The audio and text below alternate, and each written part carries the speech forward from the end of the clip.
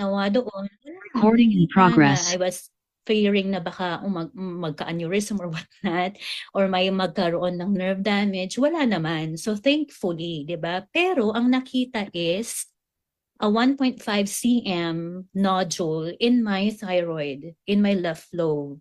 At that time, um, hindi pa nakita na dalawa pala siya actually. So, no, next slides makikita nyo na, hindi lang siya pala isang nodule, magkabilaan siya. So, that happened October 30 of 2017. So, ako naman, sabi ko, oh, siguro, wala lang naman yan, nodule lang. But I wasn't familiar with this kind of, kasi, kumbaga sickness. Kasi ang alam ko, yung mga lumalaki yung kanilang thyroid, yung kanilang liig is lang sila, iodine deficient lang, yung meron silang goiter. So hindi ko alam yung mga nodules na yan before. Diba? So then, nag-downplay ko to, so hindi pa, sabi ng doctor at the ER, ultrasound, follow up na lang ako sa aking PCP or primary care physician kasi it's not, hindi naman siya for them normal, hindi naman normal, kumbaga usual sa mga babae yung merong mga nodules. So it's not something na parang mag-worry ka na to the extent yun yung parang dating sa akin. So sabi na, oh, that's just very usual to women. O de, ako naman po, since medyo parang meron akong kind of in denial, although at the back of my head, paano kung cancer? So, medyo parang kinakabahan na rin ako at that time, pero hindi pa rin po ako nagpunta agad-agad to my primary care physician. December na. So, tong screenshot na to, dinownplay ko siya December 2 na nung nagpunta ako para magpa-ultrasound ulit. And then that's when they confirmed on the ultrasound na meron siyang nodules. And at that time, mas sensitive yung ultrasound kasi mas malapit siya siguro dito sa aking thyroid. Nakita na dalawa yung nodule, left and right. So it's bilateral thyroid nodules. So of course, ang ultrasound hindi naman niya po masasabi kung cancer kasi makikita lang naman niya at that time is may bukol ka. Ganon, di ba? So, I was sent for biopsy. So, at that time before ng biopsy, nagpa-thyroid hormone check ako just to see yung levels ng hormones in my body. Nagpa-x-ray and then of course, x-ray again confirmed that na merong nodule. And then I was sent for biopsy. Inantay ko pa po after holiday. So, pumunta po akong magpa-biopsy January na. So, January 12, when we confirmed, January 12, 2018, na it is a thyroid carcinoma. So, it is says there, right, thyroid FNA or yung fine needle na ginawa, biopsy, findings is suspicious for papillary thyroid carcinoma. So carcinoma means it's cancer. So suspicious. But then the right neck lymph node lumabas or it came back as consistent with a papillary thyroid carcinoma. So we cannot roll it out. Even if tumambling ako na i-deny ko na hindi yan cancer, ganyan, nakita na mayroon talagang cancer cell inside of the lymph node. And when you say that it is already inside the lymph node, then that means to say na yung lymph system natin, kasi yun yung nag-carry ng fluid, ng whatever in our body, kung nasa lymph node na siya, then that means to say na yung merong pinagmulan. Kumbaga, mother, mother, ano yun, mother cell, daughter cell, wala, pasensya na po, no? Wala tayong medical background, but to simply say is, meron siyang pinagmulan. Hindi siya, kumbaga, hindi mo ma-roll out na kahit sabihin ko sarili ko talaga na wala akong cancer, when it consistently found in my lymph node, meron, di ba? But then the left one, yung left nodule natin is benign naman siya, di ba? So, pero andun pa rin, may cancer, di ba? Ayan. So, um, na-confirm natin na may cancer tayo. So, ano ang next step natin, di ba? O, ayan, no? January 12, when that test was confirmed. So, hindi ko talaga siya, kumbaga sa iba siguro yon is mamadaliin. Pero ako, ang mindset ko at that time is patapusin yung holiday para makain ko pa yung mga gusto kong kainin. Sa habang holiday and still have fun. Kasi syempre, di ba, if cancer yan, emotionally magbe-breakdown ka, damay pati family mo, tama?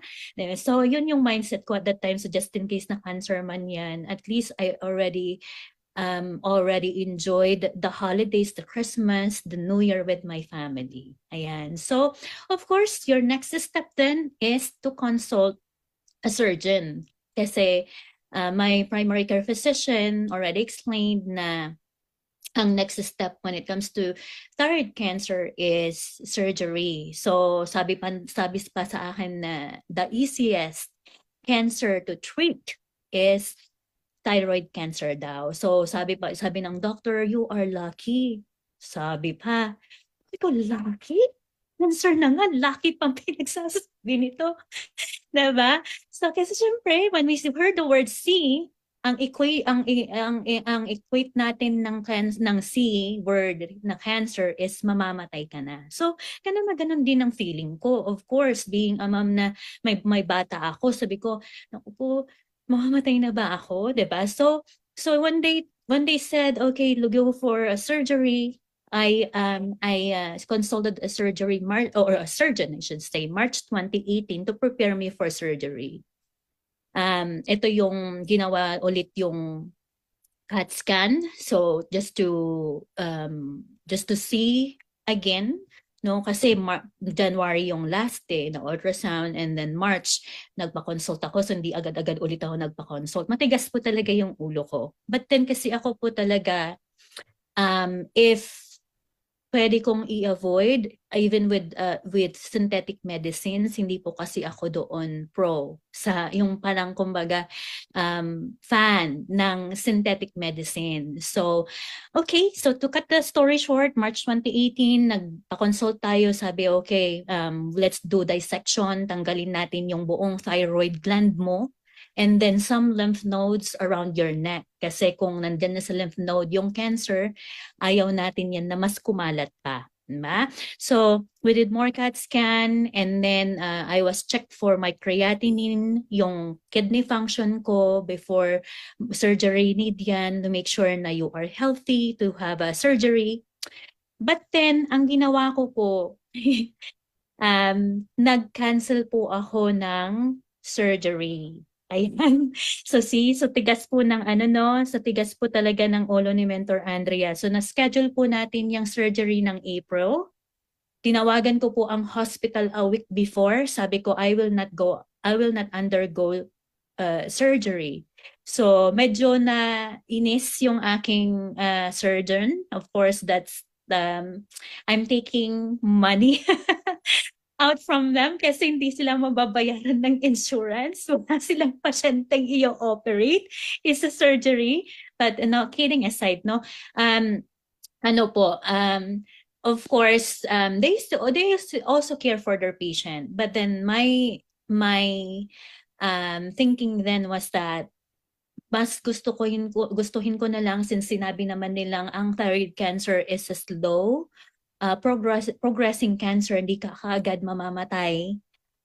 Mas pinili ko po yung magpagaling naturally. And that was inspired by my mom na cancer survivor din. Kasi my mom was a breast cancer patient. So, nagpa-mastectomy ang mom ko at that time nung nasa Pilipinas pa ako. But di siya nagpa-chemo and radiation. And until now, my mom is still alive. Praise God. Thank you, Lord. Diba?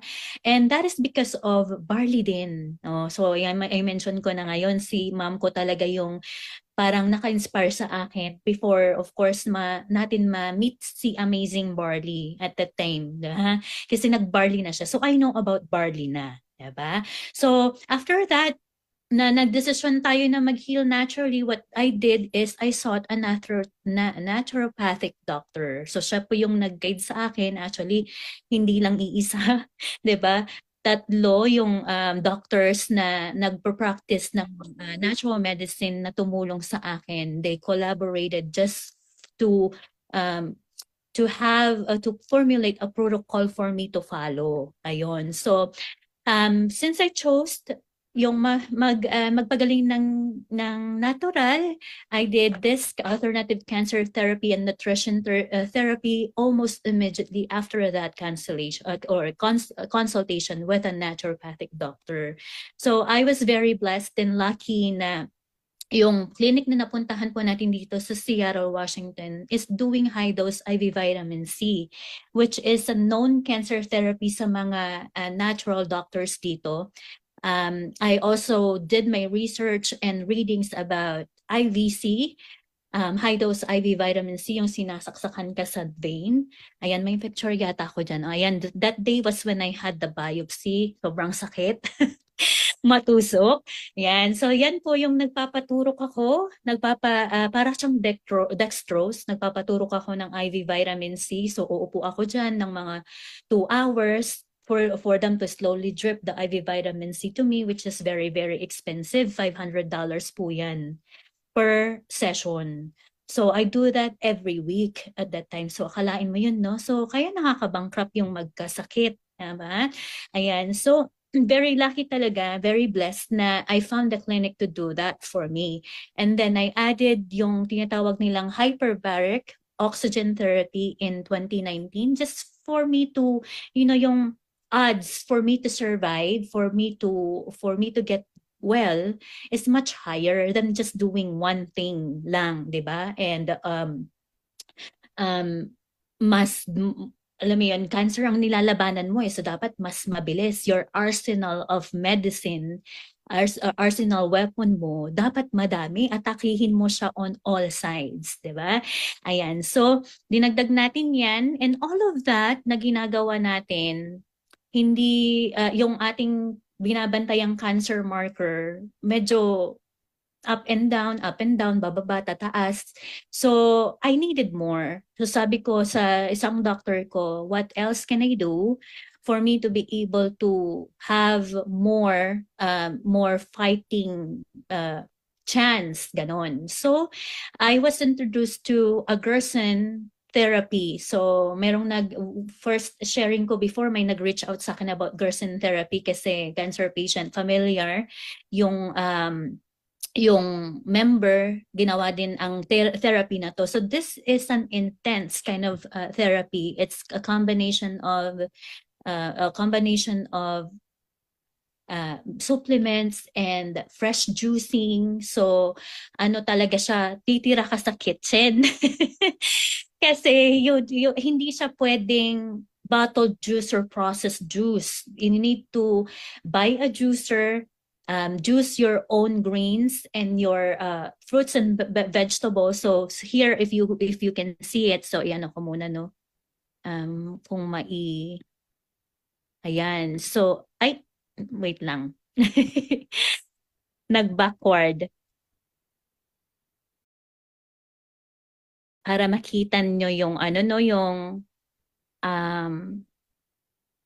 every dose. Kasi, nako, ayan So, I wake up at 6 in the morning to prepare everything. So, bibili the day before, a few days before, bibili ka na ng mga fresh greens, mga lettuces, mga kale, mga anything green that you can juice. Yung i-grind mo siya and then you can juice, diba? And then apple and carrot, and then you wash them, and then you will of course, put it in the fridge, get it ready for you to juice the next day. So, literal po na tumira po ako sa kitchen. Nagtatrabaho pa po ako at that time. I never stopped working. But then, how I was able to do this na mag-juice ako, nag-work ako. Alam niyo po, doon ko po napatunayan yung kung your will to survive pala is super. Ayan, dumabalik kasi siya sa akin. I'm sorry, no, naiiyak tayo. If your will to survive pala is, ang lakas, no? Kasi syempre, ang strength ko noon for me to survive is yung anak ko. Sabi ko, grabe, And every hour I have to get up. I still take calls at that time. Pero alam mo yun, para-paraan before dumating yung mom ko. No, para-paraan, I have to get up, juice, mag-grind ako ng juice. Meron akong talagang juicer, no? And then every hour, I have to take that juice along with plenty supplements na yan. So, every day, my schedule, like 8 a.m., ito yung kailangan kong i-take. 9 a.m., ito yung kailangan kong itik until matapos yung araw ko at 6 a.m. Even before I go to bed at 9, 10, meron pa akong tinitake na mga supplements, cancer fighting supplements just for me to, para gumaling. Ayan. So, ang dami niyan, even with food, napaka-strict ng protocol na to. I followed it very faithfully, pero grabe, no? Na rin. Yan, so bawal sa akin yung meat, yung rice, and then nung nangangayayat na po talaga ako, sabi ng doctor sa akin, okay, I can allow you to eat brown rice. Then quinoa, mga ganun yung mga pagkain, and most of it are like salads lang, mga ganun. So talagang namayat po talaga tayo, no? So, ayan. So, with those protocols naman, ay grabe, yung ano natin, cancer marker natin, talagang stable siya. Thankfully, hindi naman siya lumalala, pero gusto ko po kasi talaga na yung, alam yun, mawala or bumaba ng bumaba for me to tell na talagang gumagaling ako. So I added what we call the RGCC, Research Genetics Cancer Center. This is a testing center in Greece in 2020. So ang gagawin doon is i-draw yung blood ko dito sa US, and then isi-send po nila yan sa Greece for them to analyze the genetics and find more things na pwedeng mag-work out sa akin. Kasi depende pala yun sa blood ng tao. Sometimes na hindi nagwo-work, no, hindi siya nagwo-work sa isang tao, so sayang lang yung pera. So that test is not covered by insurance po, no, so out of pocket po lahat yan, and I paid like almost 22,000, ano ba yan, 2,200, ayan, 2,200 kasi sa USD, no, so 2,200 out of pocket just for them to do the test for me to find out kung ano pa ba yung pwede kong gamitin, ano pa ba yung mga supplements. So cytotoxic agents, supplements, class 1, ito yung isa sa mga test na lumabas na I can use for my type of cancer that will work. So the highest the percentage, yan yung ibibigay sa'yo ng doctor. And also, aside from that is I was tested with chemo agents na pwede kong gamitin. Pero since ayaw po natin ng synthetic drug, hindi po tayo nagpa-chemo. Yan. And also, hindi nagpa-surgery. So, wala yon, hindi ko siya ginawa yung chemo, but then I followed the a natural supplement protocol from it. So yun yung sinundan natin, inad natin. And then we measured also what we call the CTC, or the circulating tumor cancer cell. So that first test I did was March or May of 2020 when this test was done. And the CTC at the time was measured at 2.8 cells. So dyan mo mapapatunayan na talagang may cancer. So 2.8 cells per ml of my blood. Ayan. So, and then another cancer marker na tinest sa atin is yung thyroglobulin. I'll show you later kung ano yun, no? So, and then, of course, we pray naman every day na magkaroon ng breakthrough sa healing. So, dumating yung redirection sa akin ni Lord when I met na, of course, si I Am Worldwide, no? So, yung cancer journey for me actually is redirection niya sa akin to really know my purpose, na I'm not just living for my own. Meron pala siyang purpose para sa akin, no? Ayan. So this was me, actually, hindi ko makalimutan tong picture na to before everything happened, before ma-confirm na cancer. Nagpa-ultrasound ako that day kasama yung anak ko. So super, parang ang ganda-ganda pa, and then hindi ko pala alam na iiyak ko after that. So ayan. So this was me nung kasagsagan na turok ako, nagpapagaling, 'di ba? To look at that picture with my mom. Kayo na yung humusga, sino yung mas nanay sa aming dalawa. 'Di ba? Mas nanay, mas matanda akong tingnan, mas ano pa 'no, kaysa dun sa nanay ko. So ganyan yung nagagawa ng cancer 'no, sa isang tao. Patatandain ka niya na halos hindi ko makilala yung sarili ko 'pag tumitingin po ako sa salamin, 'di ba? And then, lo and behold, because of I am worldwide in the products that we have, no? So, sa pray ko kay Lord, ito talaga yung verse, one of the verses na binigay sa akin ni Lord na Joshua 1:9, be strong and courageous, do not be afraid, do not be discouraged, for the Lord God, for the Lord your God will be with you wherever you go. 'Di ba? Nakulitan siguro sa akin si Lord, 'di ba? Joke lang po, no? Pero ano talaga, talagang planned. Plan niya yan, no? Lahat ng nangyayari sa atin, sa buhay natin, there is a reason behind it. So, we met Barley, ayan. So, yung unti-unti naging natin po yung na-lost nating weight, 'di ba? Medyo yung nag-ano na, naging nagmukhang tao. Nagmukhang tao na ulit. So yan tayo, no? After years and years, 2020 po kasi tayo nag-join, no? So ito yun yung na-meet natin si Barley, September 2020. Actually, na-introduce na po sa akin ang Barley March pa, 2020. Pero ako po kasi ay negative sa networking. So, hindi po ako negative sa barley. Alam ko po yung nagagawa ng barley sa katawan ng tao, but then it's because of networking, the idea of it, ayaw ko po before. So, hindi po ako agad nag-join nung na-introduce sa akin in a month of March. September 20 na po ako nung nag-join, no? So, when I met I am barley, doon po nag-start yung changes sa katawan po natin. So another verse na pinanghawakan po natin, Jeremiah 33 verse 6, behold, I will bring it health and cure, and I will cure them, and I will reveal to them abundance of peace and truth. So yun yung confirmation ko at that time. Sabi ko, Lord, grabe, ito na ba yung confirmation mo sa akin sa inaraw-araw na lumuluhod ako sa iyo, Lord, na gusto ko na pong gumaling. Diba? So ito na po ba yun, yung confirmation? So right there and then, after that verse was given to me, nag-join po tayo. Na-meet ko, these are my angel mentors, Mentor Josh Donegan Jr. from Baguio. Kawork ko po siya. That is a call center, and Mentor Mary Rose Corpus Susi. The difference, yung picture po namin ni Mentor Josh, kuha lang po yan nung nag-shoot kami ng car reveal last month. Look at the difference nung nag-zoom kami ng aking direct angel mentor Mero. So siya po talaga yung nagkapag-direct sa akin. Unfortunately, namamahinga po siya ngayon. But very thankful sa life po ng dalawang taong to. Kung hindi dahil sa kanila, wala po talaga ako dito sa harapan ninyo. Hindi ko po siguro maiisip, no, na mag-join, although I know about barley kasi nakakabili naman po ako ng barley dito, gawang Amerika, 'di ba? Gawang dito sa Amazon, gano'n. Pero iba po ang effect ng barley natin. I can tell you that. Marami po akong na-try before po ako nag-isip mag-join. Ayan, no? And then so because of that, 'di ba? 1 week ito po talaga yung talagang walang etchos.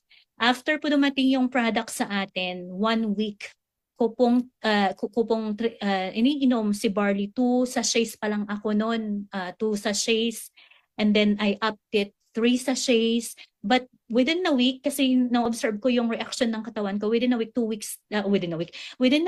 sachets pa lang ako at that time. Pero grabe, no?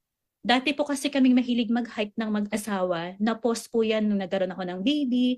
And then mas lalo siyang hindi ko nagagawa nung nagka-cancer na kasi lagi akong pagod. Lagi akong parang may spell of dizziness. So instead of me going outdoors, doing the things that I love, mas gusto ko na lang po yung magpahinga. Humilata na lang. But then I put barley to test. Ayan po, 1 week. Pumunta po kami sa Mount Rainier National Park. Grabe, hindi ko na-imagine na kinaya ko ang mag-hike. No, it's one of the yung hard hike sa sa dito sa Washington, no. So hindi naman kami pumunta sa kataas-taasan, but then for me to be able to do that and regain my strength is very huge for me. 'Diba? So thankful, very blessed na nangyari yan. And after that, tinuloy-tuloy natin si Barley Sea. That's the summit, yung sa yung nakikita niyong may snow, yan yung pinakamataas ng bundok na yan. Pero of course, di ko na po yan hinike. Pero hanggang sa medyo may base kami ng foot ng parang pinaka peak niyan. So, diyan kami nagpa-picture. So sabi ko, wow, talaga naman yung power ng barley. Thank you, Lord. 'Di ba? So na-enjoy ko na yung outdoor right after that. We've been to many more mga hikes, snow hikes, and outdoors with my son, 'di ba? Ayan. So mga pictures na nakuhanan natin to capture the moment with our family, and the things, no, the food na mga na-miss ko. Grabe. Hindi ko kinakain before. Biglang, alam mo yun, pinayagan tayong kumain na, ma-introduce sa diet natin. O ayun, biglang, ano, diba, bumalik yung mas lalong sigla, diba? Medyo naging parang fresh na yung mukha. O, diba? Ayan, so nakakapag-ano na tayo, restaurant na. Kasi medyo naka-ano na tayo, ang laking tulong talaga ng Bardi sa atin. Now, when it comes naman to, ito, laging tanong to cancer marker difference with barley use.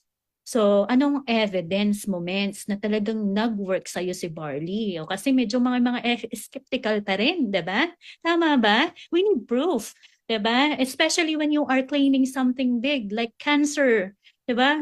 Maniniwala ba sa'yo yung kung sinasabi-sabi mo lang? Diba? So, some people talaga, they need to see proof. And I have all that. So, here was another test po na ginagawa sa akin to track yung ating cancer marker, thyroglobulin.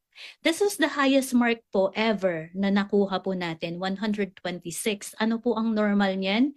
Sabi niya, reference range intact thyroid should be 2.8 to 40.9 ka lang dapat. Kasi kung may thyroid ka pa, it still produces protein, yung thyroglobulin protein na tinatawag. Pagka wala na, dapat less than 0.1 ang thyroglobulin mo. But since I have an intact thyroid, di po tayo talaga nagpatanggal, ang marker dapat below 40. Yan. So, nakaka-alarm kasi 126.4. And before barley use, talagang fluctuating yan, yung number na yan. Now, bumababa, tumataas, 126 to 100. So, hindi siya bumababa ng 100 points. Below 100, I mean, no? So, then, na-repeat natin yung test na yan. So, dito nagbabarley na tayo. No? So, May 23, 2022, I repeated this test. Thyroglobulin marker, 97.3. Wow! Praise God for the very first time, no? Bumaba under 100. But of course, I wanted more. I wanted na bumaba pa yan, tama? So, and then also the OncoTrace, yung CTC marker, pinaulit po natin yan, not the full test, but I just wanted to see the number.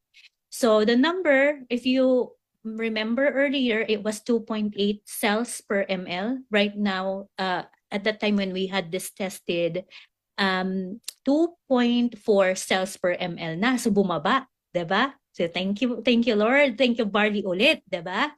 So all cancer types other than those listed above should be less than 5 cells ml para matag ka na hindi ka worsening case. Meron kang mas malaki yung chance mo na gumaling mag-survive, 'di ba? So 2.4 cells. So take note of that number. That was April 18, 2022 when this test was done. Okay? So last year. Ayan. So, under 2 cells for 3 years, considered in remission sa mga cancer patients. No? Ayan. So, this, okay? So, next test was September 26, 2022. Thyroglobulin marker, still flagging high, but it was 64. So, ano yung number kanina? 90? 97? 94, ayan. So, bumaba ulit, tama? So, close to normal count na, tama? So, ayan. So, now, ito na yung pinaka-latest. This was just this year, okay? So, July 24, before po ako nag-travel sa Pilipinas, mawi po ako ng September, I wanted it tested before ako mag-travel kasi ang mindset ko noon, if ever something is happening to me, andito pa ako sa States before ako umuwi. So, pinatest po natin yung CTC marker, and CTC marker came back at 1.6 cells per ml. O, diba? So, that was my confirmation na talagang barley was working for me. It's working kasi 2.4 down to 1.6, and then yung thyroglobulin marker po natin from 64 to 14, 9.6. So 9 points to normal. Diba? So my next test po is this coming February or March of this coming year. Since tayo cancer patient, we need to really be on top of it. Iti-test ka po talaga nila yan every 6 months. So I'm very hopeful and positive na from 49, that's down below 40. Diba? So, andyan pa man si cancer, hindi mo na mahalata na may cancer ako. If I am going to ask you, looking at me right now, comparing the me before, na sobrang kala mo tumanda ng 10 taon. 20 years. Diba? Ayan. So, another story po na share ko po sa inyo is my baby naman po. No? Si Ethan, my baby, nung nasa tummy, so tapos na po tayo sa akin, is next po tayo, second part is the story naman of my son. So my baby Ethan, when he was still in my tummy, nakitaan na po siya ng kidney issue. Meron siyang tinatawag na hydronephrosis, wherein ito po yung condition na yung urine nagbaback up po siya sa kidney. So, 'di ba ang normal is dapat yung urine lumalabas. But for my Ethan, instead of lumalabas lahat ng ihi sa kanya, may lumalabas naman. Pero hindi po lahat ng ihi niya lumalabas. Yung iba bumabalik sa kidney. So nagda-dilate yung kanyang kidney, lumalaki. So kung napabayaan yon, it will cause kidney damage, no? So for my Ethan na nakitaan nun while still in my tummy sa series of ultrasounds na ginawa, the doctor recommended to do another ultrasound after na mapanganak siya, so 7 to 10 days after birth, para i-reassess kung meron pa. And then January 28, 2016, we did another ultrasound. So after or before ito. So before, kasi nanganak po ako February. So after birth, nagpa-ultrasound ulit March 11, then nakita na meron pa. Meron pa yung kidney issue, kidney condition ng bata.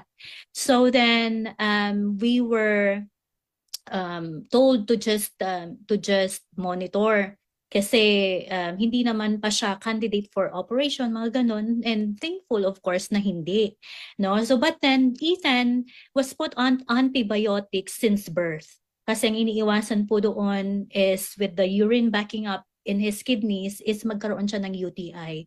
And if it gets worse, of course, ang bata, laging may emergency, laging ma-hospital.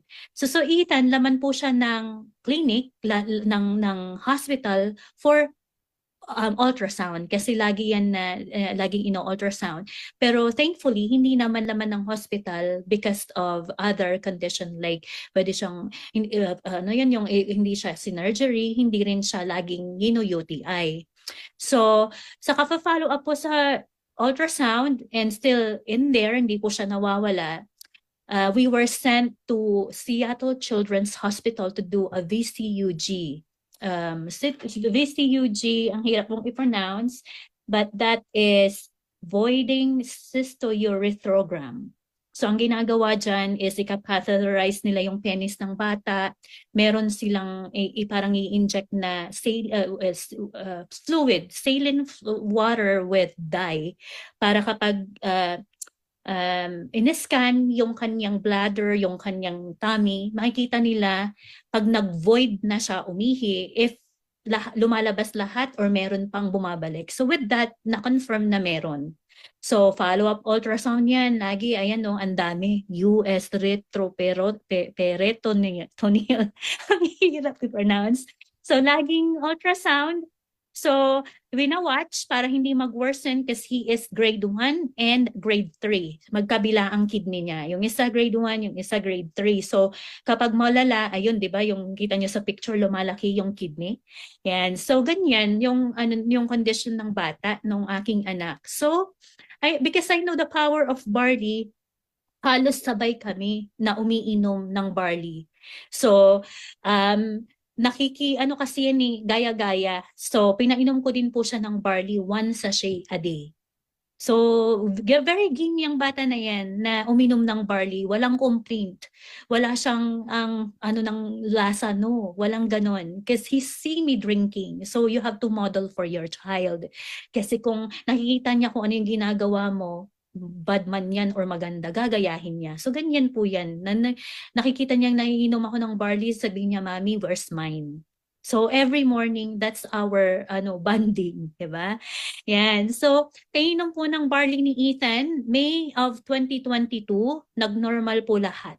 So, yung nag-dilate na kidney niya, yung nagba-back up na urine niya clear. Wala pong hydronephrosis, walang nakitang mass, wala pong nakitang back up ng urine. So, 'di ba? Praise God na because of barley, no, hindi lang ako yung natulungan but him also. And hindi ko na in-include dito yung of course yung dad ko din na mayroong high blood and mayroong pre-diabetic condition na na-clear din po ng barley. Lola ko po na may diabetic na dati nagtutusok, no, ng ang tawag doon, ng nagtutusok for diabetic. Kalimutan ko yung ano, yung Insulin.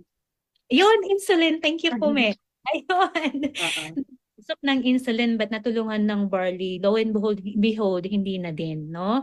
So, every time po na ma-recall ko at that time yung condition ko, ang pinanghawakan ko po at that time is my faith. Absolute faith. Doon ko po talaga siya nakuha yung name ng team ko kaya pinangalan ng Absolute Faith. So if you have come across yung story ng bleeding woman sa Bible, so she has been bleeding for 12 years and nothing better, no? Dami nang nagastos, daming doctor nang napuntahan. But then the only thing that kept her going is yung faith niya na one day yung mahawakan yung cloak ni Jesus Christ, no? So very relate ako doon sa story na to kasi ang tagal ko po kasing nag-battle. In 2018 po ako nung na-diagnose and then 5 years na po, magsa 6 years na po ngayon. No? And then ang nagkaroon tayo ng breakthrough 2020, 2021 when we started Barley. Kaya grabe lang yung yung promise din talaga ni Lord na if you keep your faith is more than enough, no, for you to heal. For me, kasi grabe no, kung hindi siguro ko pinanghawakan yung promises ni Lord sa akin na when I read that Bible verse, siguro nag-breakdown na ako, nade-depress na ako, baka mas lalo akong lumala.